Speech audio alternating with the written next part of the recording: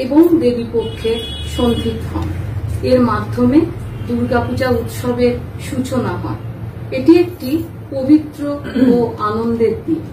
আজকের অনুষ্ঠানে আমরা দেবী দুর্গার আগমনের অপেক্ষার আনন্দে একত্রিত হয়েছি।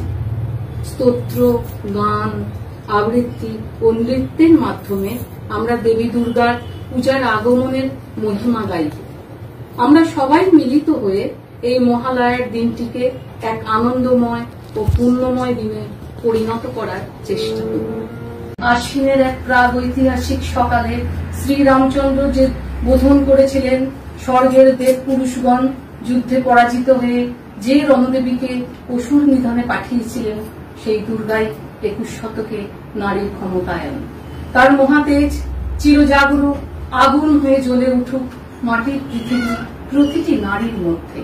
হে মহামানবী, তোমাকে প্রণাম। মা, তোমাকে প্রণাম। মা, তোমাকে প্রণাম। মা, তোমাকে প্রণাম।